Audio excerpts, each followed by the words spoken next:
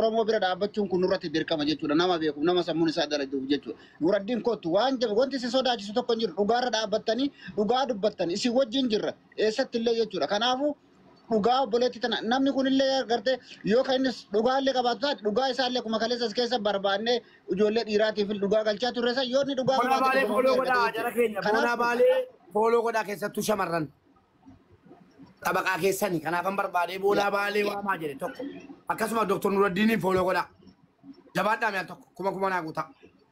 Bona baalee kuma naa guutaa namni kuma akkala ibiseen kuma na taasisa akkaawuntiin kun illee adabamee jira kun illee sababa keessa narra cufame ka 150 haa cufamu rakkoon qabu an dhugaarra dhaabbadhu raawunti na daangeessu tokko hin jiru waa sammuu kiyya cufuu danda'aniiti miti walumaa galatti obboleeyyan kiyya nama kana namni beektan ni beekta warri Dubaay keessa waliin dhoksinu yoo waliin dalagataa jiraattaniifis dhoksitan koottaa gadi baasa namni kun nama dhiiga ilmaan Oromoo dhuge nama obboleetti teessan jidduu jirtu jechuudha hadha nama du'a jidduu kaayanii Udna udura kabachuun hin taatu yoo walaasaatti illee barbaadan jechuu malee yoo dhugumatti quuqamni sitti dhagahame koottaa warri jala kana jirtan namoonni hedduun jechuudha kanaaf koottaa dhiiga obboleetti teessan tana dhiigni irra yaa'aa jiru isin keessa teessee yoo duutellee isin keessa osoo teessu gasti keessa du'aa jirtu tana dhugaa isii waliin haa agarru dhugaa rabbi koottaa namni biraallee ka jala kana jirtan koottaa almaa dhugaa obboleetti teessan tana baasaa wal beeytanii akka beeytanii waliin wallaalu nafni jara keenya beekaa affantanii beekaarra dhaabbattanii miliqsuudhaaf deemaartan malee wal beena waan taateef koottaa ol bayaa dubbadhaa.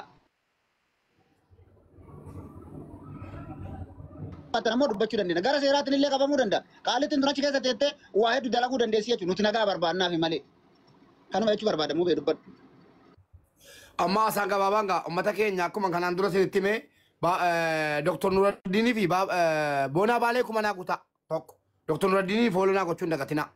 Wannan sirriitti immoo akkuma kanaan dura mana kanatti murtee kan kennu uummata jennee uummatatu murtee kenna ammas jechuudha.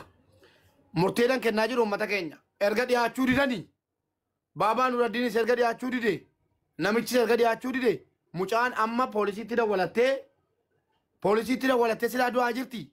Poolisiin ofii jedhee mana hakimii geessa. Poolisiin mana hakimii hageessu. Namni quba hin qabne hin jiru dhimma sii kana. Poolisiin mana hakimii geesseeti.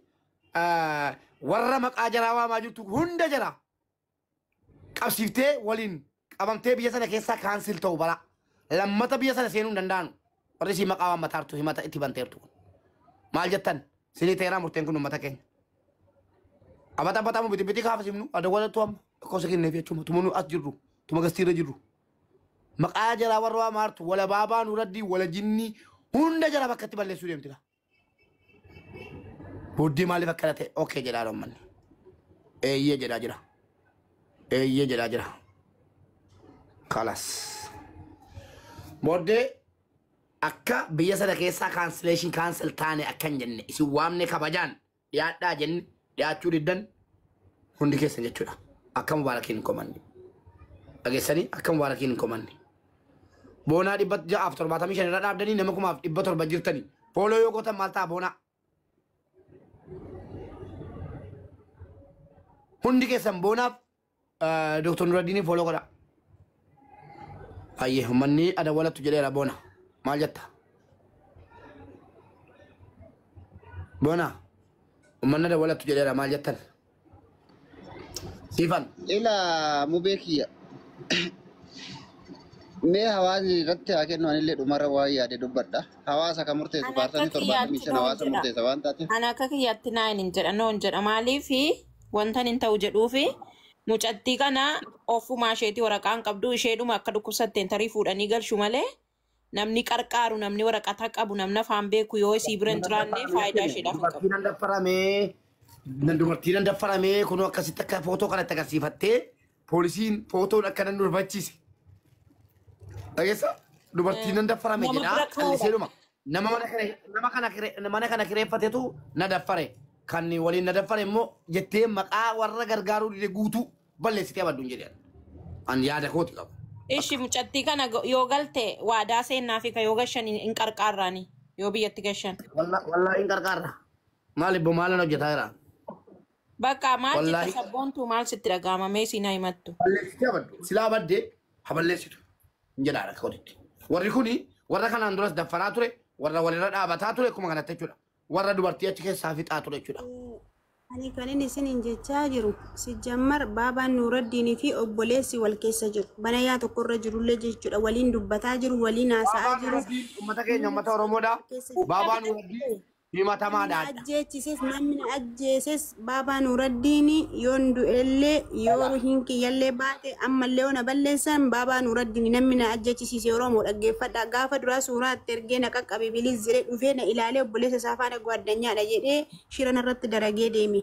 Sagalee illee qabee fi bilis baaba yoon du'e akka Oromummaatti somaas hin mararu reenfa kiyya akkunumaan tiktookii irra deemuun faayidaa hin qabu nama ilmoo qabu jedhee itti himeera. Namni na ajjeese gurbaan kun namni maqaan isaa Seefuu jedhamu bilbila isaa ammallee sagalee isaallee ammallee bilbilli isaan dalaga waliin haasa'aa jiru ammallee iddoon jirullee hin beeka. Baabaan Nuuraddiin immoo bakkuma ammaan jiru kana jira jechuudha. Namni na ajjeese baabaan Nuuraddiin Oromoo dhaggeeffadha yoon du'ellee gumaan kiyyaa akka hin banne.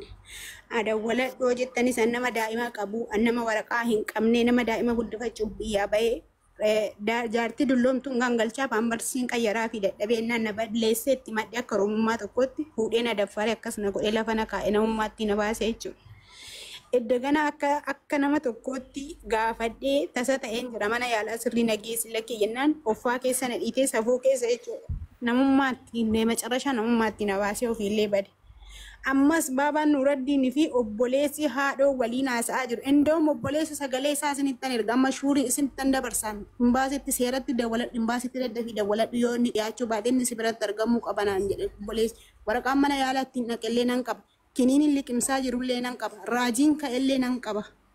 Kanaaf yoon du'ee badee gumaa kiyya kan balleessaa jirullee kan balleessullee baabaa Nuuraddiinii namni tokko hin jiru dhaggeeffadhaa Oromoo. An kan na dhibe Baabaa Nuraddiin nan dhaga'e akkanaan hin jenne booddee maqaa kiyya waamaa jirtu hin dhaga'e akkanaan hin jenne nama 900 miti nama 300 waamee kachette dhiyaata.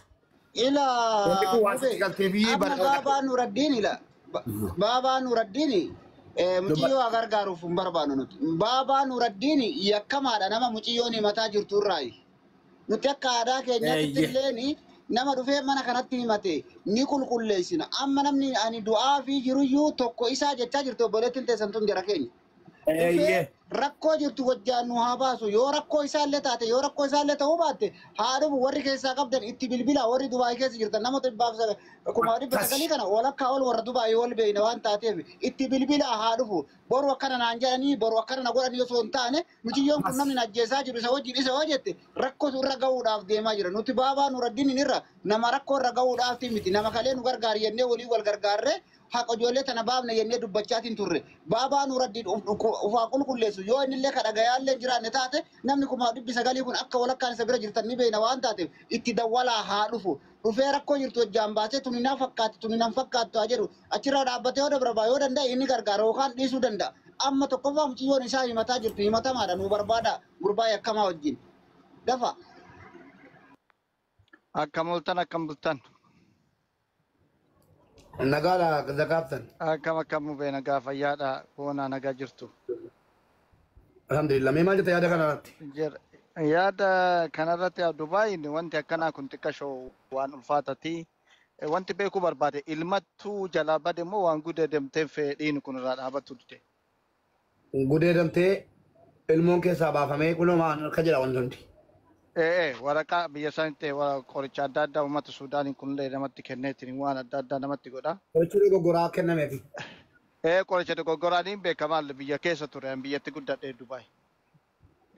Dubaay keessatti guddadhee keessaa bahee wanti kun warruma mana eenyu jirta mashiin mana eenyu kireeffata mana amma maa inni beektaa zakaabtan uummataaf illee akka galu mana konkolaataa hojiitti jabaate si galee kanaan dura dubbadhee jira waa'ee dubartii'an. Dubartii yeroo mana hojiitti jabaate warri maatiin jaraa wayyaa qabanu warri maatii abdatan warri maallaqa ofii qabanu biyya galaniitii nagalcheedhanii deebi'anii biyya biraa deemanii yookiin biyyumatti deebi'an. Warri immoo hiyyeessi ilmaan hiyyeessaa yoon galee maaliinan deebi'a si galee yoon galee maaliinan deebi'a ta'ii nan bada jetti malee dubartiin. Hin badan. Nabaasii Oromoo jettee namicha kanaan nabaas jetteen namichi kun hin baase. Erga baaseen booda garuu gudeedee ji'a meeqa jechuudha. Ulfa ji'a sadii karaa seeraan alaatiin irraa baasee deebi'ee dhiigni amma wal dhaabachuu didee manicha keessa mana inni kireeffate keessa jirti amma. Amma Kan inni hireen kireeffate keessa taa'an.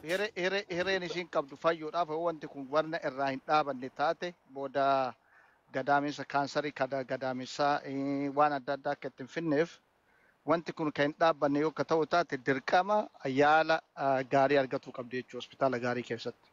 San ta'uuf poolisoota connect gootee poolisoonni yoo qabanii hidhaadha eegas gara hospitaala fuudhanii deemanii so mucayyoo tana yoo waan kana haa gootu jettaniitiin kan murteessitan taate mucayyoon tun gargaaramuu qabdi ilma qaba jette ilma guddisuuf biyyaa baate wanni akkanaa kun irra gaheetiin yoo kagaltu taate birrii tikkeettaa isii barbaachisaa achitti namni isii gargaaru jiraachuu qaba jechuudha takkaa seennan konnekshina alaa argachuu hin dandeettu namni jiraachuu qaba namni deemeetiin nama waraqaa qabu sun dhaqeetiin mana hidhaatti argu waan barbaaddu guutuuf yoo maallaqni illee walitti guuramuuf ta'e nama tikeetti muruuf nama waa godhuuf qabaachuu qabdi jechuudha. Reef tana saniif xiqqoo yeroo kennaaf yoon isin jedheef saniif namni yoo jiraate yoo nama hin qabaa namni na gargaaru hin jira yoo namni nu asii gargaarree ittiin maallaqni walitti qabamee ka kennamu taate namni isii achitti waan adda addaatiin tajaajilu yoo jiraate wanti isii baasu poolisii bira bilbiltee attiin lakkoofsi isaanii 999 na fakkaate kachi.